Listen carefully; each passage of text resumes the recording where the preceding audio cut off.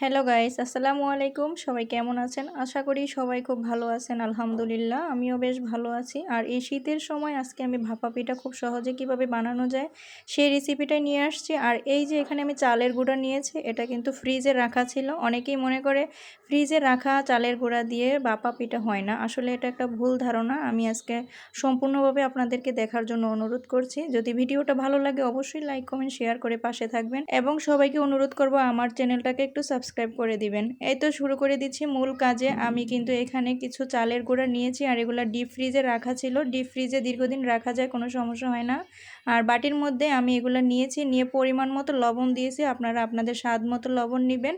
আর আমি এখানে half KG চাউলের গুঁড়া নিয়েছি। আর এখানে আতপ চালও নিতে পারেন, চাইলে পোলাওর চালও নিতে পারেন। তবে সিদ্ধ চাল দিয়ে কিন্তু ভাপা পিঠা অসাধারণ সফট হয়। আপনারা আসলে কল্পনাও করতে পারবেন না যে এত মজা হয়। তো এখানে আমি অল্প অল্প করে পানি দিচ্ছি। লবণটা আগে দিয়ে মেখে নিয়েছিলাম আর এখন অল্প অল্প করে পানি দিচ্ছি। পানিটা দিয়ে ভালো করে মেখে নিচ্ছি। যেহেতু এটা ফ্রিজে রাখা ছিল, আমি প্রায় 20 মিনিট আগেই নামিয়ে রেখেছিলাম আর সেখান থেকে এখন এগুলো মাখিয়ে নিচ্ছি। আর পানি দিয়ে মেখে রেখে আমি আরও আধা ঘন্টার মতো রেস্টে রাখছি। রেস্টে চাইলে আপনারা রাখতেও পারেন, আবার চাইলে নাও রাখতে পারেন, কোনো সমস্যা নেই। আর এখানে আমি নিয়েছি গুড় আর এটা নিয়েছি আমি খেজুরের গুড় বা বাটালি গুড় যাকে বলে, ওটাই নিয়েছি। আর ওইটা দিয়ে এখন আমি এটা মেখে নিচ্ছি। কিছুটা সাদা করব ভিতরে গুড় আর নারকেল দিয়ে। গ্রাম অঞ্চলে কিন্তু ভাপা পিঠাটা বেশিরভাগই মানুষ পুরো গুঁড়িগুলা মেখে নেয় আপনার ওই যে গুড় দিয়ে, আবার অনেকে মাঝখানে গুড় আর নারকেল দিয়ে বানায় আর চারপাশটা থাকবে সাদা। আর এই তো আমার ভালো করে মাখা হয়ে গেছে। মাখানোর পর এবার আমি চালের গুঁড়াগুলা বা এটা যে মেখে রেখেছি গুড় দিয়ে, সেগুলো এখন একটা চালনি দিয়ে চেলে নিব। আপনারা চাইলে যে কোনো চালনি দিয়ে চেলে নিতে পারেন। আমার কাছে ওরকম তেমন কোনো চালনি নাই, যার কারণে আমি এই চালনিটা দিয়েই চেলে নিলাম। চেলে নেওয়ার পর একটা ছোট পিস নিয়েছি। আপনারা চাইলে পিস অথবা বাটি যে যেই সাইজের বানাতে চান ওই রকম সাইজের একটা বাটি নিলেই হয়ে যাবে। আর এটা নিয়ে আমি কিছু অংশ দিয়ে দিলাম গুঁড়িগুলা, তারপরে দিয়ে দিলাম নারিকেল, মাঝখানে আবার গুড় দিয়ে, তারপরে আবার দিয়ে দিলাম এই চালের গুঁড়াটা। মেখে রাখা চালের গুঁড়াটা দিয়ে একদম আলতো হাতে দিতে হবে, কোনো চাপাচাপি করা যাবে না। যখনই মনে করেন যে আপনারা চাপাচাপি করবেন সেই পিঠাটা কখনোই পারফেক্ট হবে না, ওই পিঠাটা সিদ্ধই হবে না, আপনি কোনোভাবেই ওই পিঠাটা সিদ্ধ করতে পারবেন না। সো আপনারা একটু খেয়াল করবেন, একটু আলতো হাতে দেওয়ার চেষ্টা করবেন।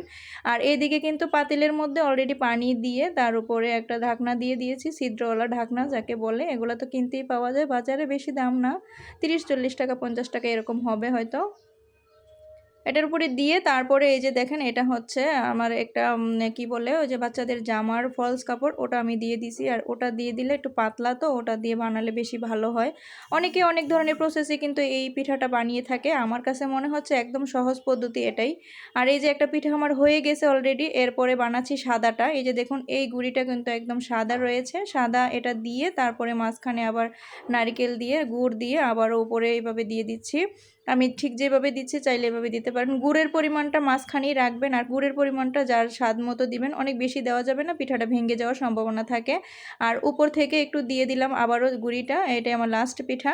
আসলে সবগুলো তো দেখানো সম্ভব না, ভিডিওটা লং হয়ে যায়, এই কারণে আমি আপনাদেরকে অল্প করেই দেখাই দিছি। আর এভাবে যদি আপনি পিঠাটা বানিয়ে রাখেন, পরবর্তীতে এটাকে আপনি আবারও ভাপে গরম করে খেতে পারবেন।